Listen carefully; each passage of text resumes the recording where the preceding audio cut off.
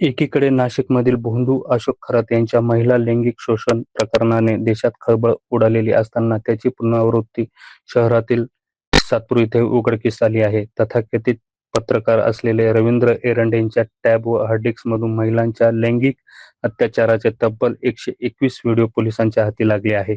आरोपी रवींद्र एरंडे यांच्याकडून पोलिसांनी आतापर्यंत 4 mobile phone, pen drive, memory card जप्त केले असून त्यातील डाटा रिकव्हर करण्याचे काम देखील सुरू केले आहे. या प्रकरणात पोलिसांनी 8 पीडितांची ओळख पटविल्याने एरंडे विरोधात तक्रारींची वाढ होण्याची शक्यता निर्माण झाली आहे.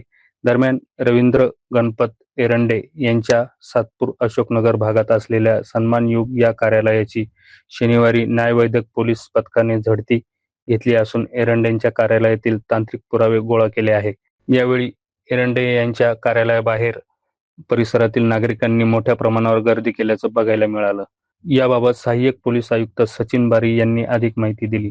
तरी आताच बोलता येणार नाही, कारण बरीच कागदपत्र मिळालेली आहेत. काही संशयास्पद कागदपत्र आहेत, ती सध्या आम्ही ताब्यात घेतलेली आहेत आणि या संपूर्ण कागदपत्रांचं एकदा विश्लेषण झाल्यानंतर त्याला पुरावा कामी जे महत्त्व आहे त्यानुसार आम्ही त्याला गुन्ह्याच्या तपासामध्ये समाविष्ट करून घेणार आहोत. सर, फॉरेन्सिक लॅबची टीम आली होती, नेमकी त्याच्यामध्ये त्यांना काय आढळलं थोडक्यात?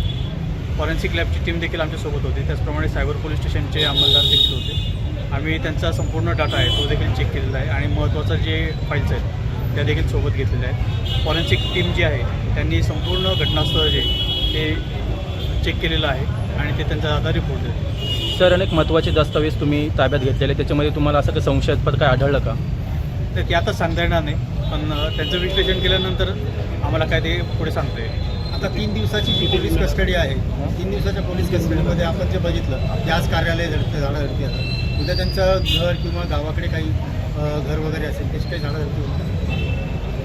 आता गुन्ह्याच्या पुराव्याच्या अनुषंगाने जे काही महत्त्वाचं असेल ते सगळं केलं जाणार आहे. त्याचप्रमाणे जर त्या ठिकाणी देखील पुरावे असल्याबद्दल काही माहिती मिळाली आम्हाला, तर त्या ठिकाणी देखील पुढची जी जप्तीची कारवाई ती करण्यात येईल. सर, कार्यालयाच्या तपासात त्यांचं सहकार्य कसं झालं, आरोपीचं सहकार्य कसं? त्यांनी आम्हाला आवश्यक असणारी जी माहिती होती त्याचप्रमाणे ॲक्सेस ते दोघंही आम्हाला उपलब्ध करून दिले आहेत. सर, आणखी काही गुन्हा दाखल झाला का त्यांच्यावरती? सध्या अजून तरी पुढचा काही गुन्हा दाखल नाही.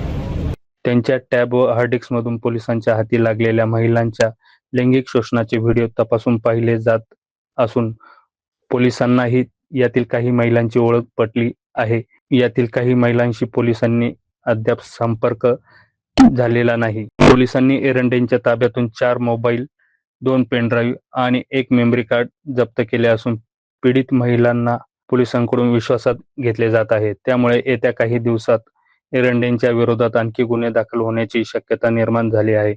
पीडित महिलांनी पोलिसांशी संपर्क साधावा असे आवाहन देखील करण्यात आले आहे.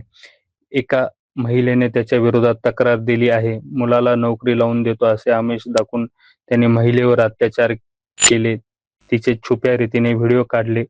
याच पद्धतीने तो महिलांना ब्लॅकमेल करत असल्याचे समोर आले असल्याने तक्रारीनंतर पोलिसांनी त्याला अटक केली आहे.